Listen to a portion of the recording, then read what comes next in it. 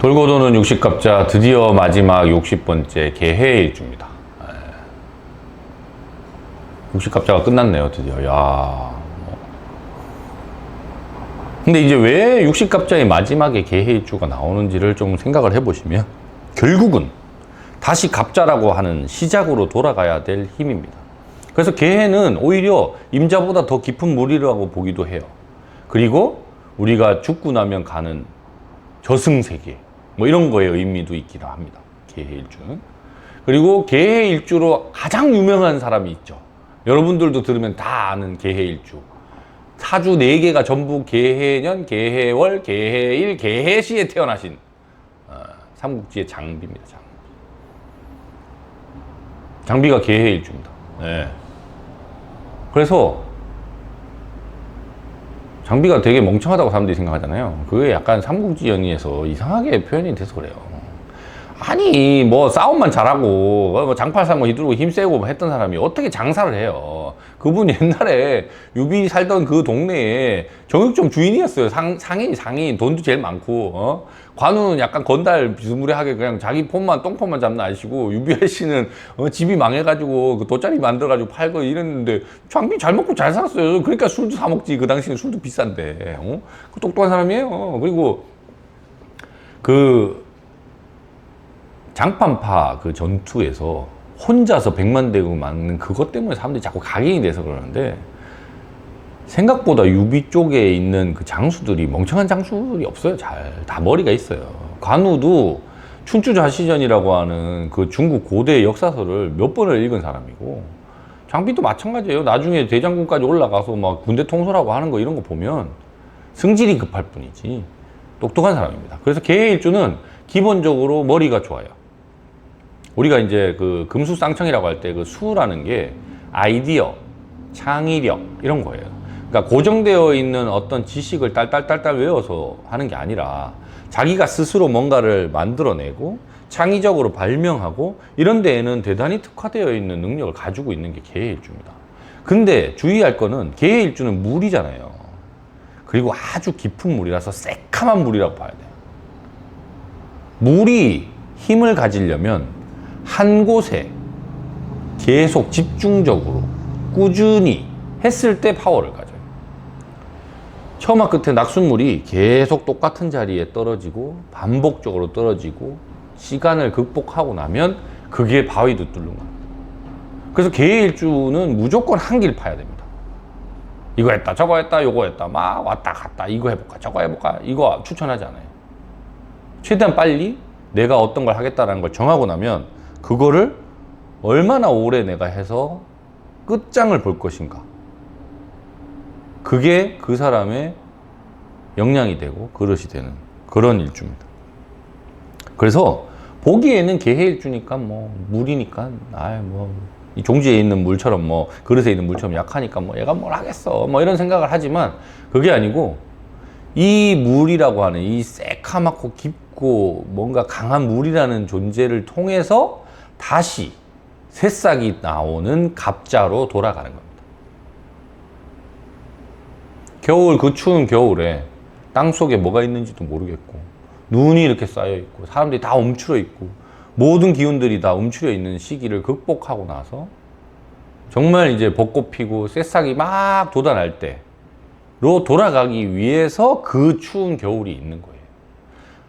제가 항상 말씀드리지만 나무의 나이테도 겨울에 생깁니다. 응축하는 힘이 결국은 있어야 그걸 다시 돌려서 갑자라고 하는 새로운 시작을 할 수 있다.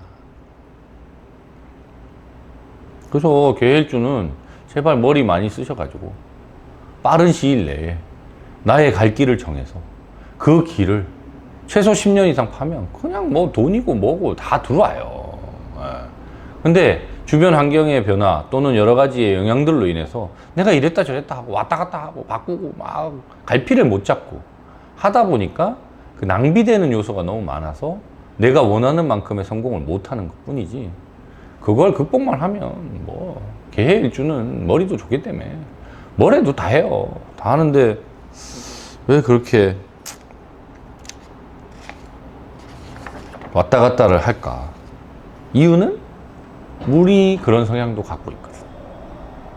왜냐면 여기 예를 들어서 책상에다 물을 한 방울 떨어뜨려 놓으면 이 기울기에 따라서 얘가 왔다 갔다 거리진단 말이에요. 일로 흐르기도 하고 절로 흐르기도 하고 어디에 흡수되기도 하고 날아가서 증발되기도 하고 막 바뀐단 말이에요. 왜? 환경의 영향을 너무 잘 받아요.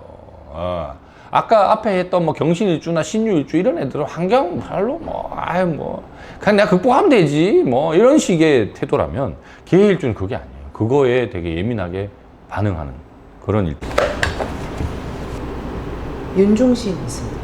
네, 계일주 유명인 윤종신. 아까도 계일주 제가 말씀드렸지만 계일주는 무조건 한우물 파야 됩니다. 한우물을 파면 결국은 성공을 합니다. 무조건. 환경이 어떻든 저떻든 뭐 그런 거에 따라서 여러 가지 영향을 받을 수는 있겠으나 계일주는 어쨌건 그 끝까지 파서 뭔가의 하나의 결과를 만들어내는 데까지 가야 돼요. 그걸 하고 나면 본인도 만족하고 즐겁고 행복한 삶을 살 수 있는데 이걸 하다가 중도에 멈추면 거기서 후회가 자꾸 생겨요. 계일주는 특히나. 항상 제가 이 계일주 분들 상담할 때 말씀드리는 것 중에 하나가 지나간 물은 돌아오지 않습니다. 근데 계일주는 자꾸 뒤돌아봐요. 그 물을. 이미 지나갔는데. 내가 발 씻은 물은 다시 바다로 갔기 때문에 그 물이 다시 돌아오지 않아요. 근데 이미 내가 발을 씻었다는 그 사실에 꽂혀 있어서 계속 그걸 가지고 후회하는데 후회하기보다는 계일주는 어쨌거나 한우물을 내가 결심을 했다 그러면 그냥 파야 됩니다. 그다음에 가수 김경호. 로코 김경호.